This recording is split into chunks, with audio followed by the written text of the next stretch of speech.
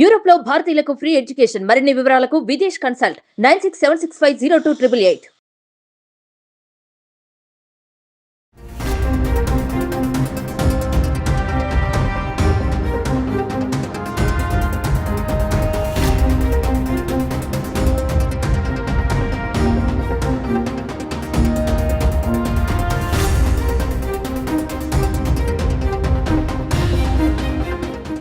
నమస్తే సార్. నమస్తే ఉషా.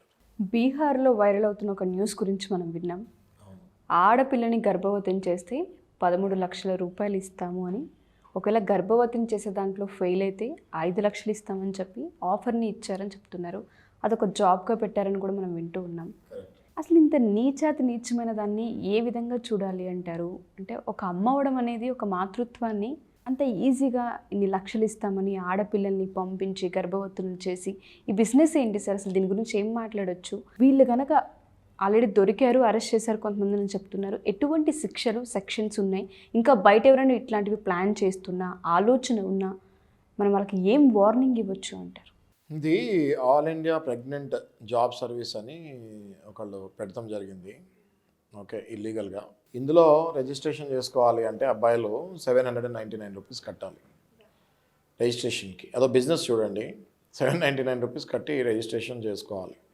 చేసుకుంటే ఆ అబ్బాయిలకి వీళ్ళు అమ్మాయిల ఫొటోస్ పంపిస్తారు. పంపించి వాళ్ళకి ఏ అమ్మాయిని వచ్చితే ఆ అమ్మాయిని వీళ్ళు గర్భవతి చేయాలి. That is the whole idea of the business. Okay, so ఇలా చేసినప్పుడు ఏమవుతుందంటే ఆ పుట్టిన పిల్లల్ని వీళ్ళు మళ్ళీ అమ్ముతారు. So intention behind this is very very dangerous and very very harmful to the society. Okay, ఇక్కడ ఏం జరుగుతుందంటే ఆ పుట్టిన పిల్లల్ని మళ్ళీ వీళ్ళు ప్రాస్టిట్యూట్స్ లాగానే తయారు చేయొచ్చు, లేదా రోడ్డు మీద బెగ్గర్స్ లాగా అమ్మేయచ్చు. అదొక బిజినెస్. ఇప్పుడు కుక్క పిల్లలు ఎట్లా అమ్ముతారు? కుక్క పిల్లల్ని ఎట్లా అమ్ముతారు? ఒక మగ కుక్కని తెచ్చి ఆడ కుక్కలతోటి క్రాస్ చేపించి ఆ కుక్క పిల్లల్ని మళ్ళీ మార్కెట్లో అమ్ముతారు. ఈ కుక్క పిల్లల బిజినెస్ లాగా మనిషి పిల్లల్ని వీళ్ళు చేస్తాం జరిగింది. సింపుల్, మీకు అర్థమైంది కదా ఉషా గారు నేను చెప్పేది. అదే model, same model, dogs breeding ఎట్లనో సేమ్ అదే మోడల్లో వీళ్ళు మ్యాన్స్ బ్రీడింగ్ తీసుకొని వస్తున్నారు. సో అది ఎంత దరిద్రం అంటే సొసైటీలో చాలా డేంజరస్. ఇప్పుడు మనము చూసుకుంటే బీహార్లో జరుగుతుంది ఇది. బెంగాల్లో కూడా మనము చూస్తే 2007లో కొన్ని కేసెస్, రఫ్లీ అబౌట్ 300 నుంచి 400 ప్రాస్టిట్యూషన్ కేసెస్ వరకు పట్టుకుంటాం జరిగింది. ఈ లాస్ట్ 3 ఇయర్స్లో బీహార్లో ఇది విపరీతం అవుతాం జరిగింది. ఓకే, సో ఇప్పుడు ఇందులో చట్ట ప్రకారంగా చూసుకుంటే అసలు ఏమేమి యాక్ట్స్ అప్లికబుల్ అయితే అని చూస్తే, PITA, prevention of immoral trafficking act, which is brought in 1956 if I'm not mistaken. అట్లనే POCSO, protection of children from sexual offences. Okay, ఇది 2012లో పాస్ అయింది ఇఫ్ ఐఎమ్ నాట్ మిస్టేకెన్. అట్లనే ఐపీసీలో దీనికి 363, 372 ఇట్లాంటి సెక్షన్స్ కూడా ఉన్నాయి. అంటే ఏంటి, ప్రాస్టిట్యూషన్స్కి అమ్మాయిలను అమ్ముతాం కానీ కొంటాం కానీ ఇట్లాంటివి జరిగితే ఐపీసీ, ఇండియన్ పీనల్ కోడ్, ఇప్పుడు భారతీయ న్యాయ సంహిత కిందకి చేంజ్ అయింది. ఓకే, ఓల్డ్ ఐపీసీ తీసుకుంటే ఈ సెక్షన్స్ అప్లికబుల్ అవుతాయి. ఇవన్నీ కూడా నాట్ లెస్ దాన్ 7 ఇయర్స్. ఇప్పుడు చట్టాలు మారిన తర్వాత ఇవి ఇంకా శిక్ష ఇంకా గట్టిగా జరుగుతాం జరిగింది. ఇంతకుముందు రేప్ కేసెస్కి ఓన్లీ 10 to 20 ఇయర్స్ ఉండేది. ఇప్పుడు up to life, up to death వరకు కూడా వెళ్తాం జరిగింది భారతీయ న్యాయ సంహితల్లో. ఓకే, ఇప్పుడు ఈ బీహార్లో ఇది ఏదైతే జరిగిందో ఈ పీటా యాక్ట్ కానీ పోక్సో యాక్ట్ కానీ ఇవన్నీ కూడా అప్లికబుల్ అవుతాయి. వీళ్ళందరినీ ఒకసారి పట్టుకుంటే మాత్రం 7 ఏళ్ళ వరకు వదిలే ఛాన్స్ ఉండదు. అయినా కూడా వీళ్ళందరూ ఏంటి అంటే అన్ఎడ్యుకేటెడ్ ఫెలో, అన్ఎంప్లాయీస్, ఇట్లాంటి పనులు చేస్తాం జరుగుతుంది. దీన్ని మన పోలీస్ డిపార్ట్మెంట్ గట్టిగా ఛేదించి ఇట్లాంటివి మళ్ళీ మళ్ళీ రిపీట్ కాకుండా సమాజంలో చూసుకోవాలి. ఒకవేళ చూడకపోతే ఏమవుతుంది అంటే ఈ ఆర్ఫన్స్ ఎవరైతే పుడతారో వాళ్ళకి తల్లి తండ్రి ఎవరో చిన్నప్పటి నుంచే తెలియదు. పుట్టగానే వాళ్ళని అమ్మేస్తాం జరుగుతుంది. అమ్మేసినగానే వీళ్ళని ఏం చేస్తారంటే within 6 months, within 2 months baby నుంచే వీళ్ళని ఈ సిగ్నల్స్ దగ్గర మనం చిన్న చిన్న పిల్లల్ని ఎత్తుకొని వస్తూ ఉంటారు. మనం అబ్జర్వ్ చేస్తాం కదా, వాళ్ళందరూ ఇట్లా వచ్చిన వాళ్ళే. వాళ్ళకి అసలు పుట్టమే, ఎవరు పుట్టారో ఎందుకు పుట్టారో కూడా తెలియదు. పుట్టగానే వాళ్ళని సిగ్నల్ దగ్గర తీసుకొచ్చి, చిన్న చిన్న బేబీస్ ఉంటారు, సిగ్నల్ దగ్గర తీసుకొచ్చి మనకి కిటికీల దగ్గర కొడుతూ ఉంటారు, కార్లు కానీ బైక్స్ కానీ. ఆ పిల్లలు వచ్చేది ఇట్లాంటి పీటా యాక్ట్స్ నుంచే.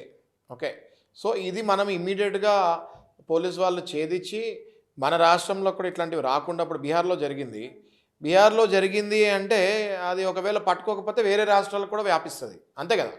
సో అది అక్కడితోనే క్లోజ్ చేసి మన రాష్ట్రాల్లో కూడా పోలీసు చాలా స్ట్రిక్ట్గా ఉండి ఇట్లాంటివి అసలు ఎక్కడా లేకుండా మనం చూడాలి. చూడకపోతే ఈ సమాజానికి చాలా హానికరం ఇది. ఎందుకంటే ఆ పిల్లలకి అసలు పెంచుతామే పెంపకంలోనే భయము అన్నది ఉండదు.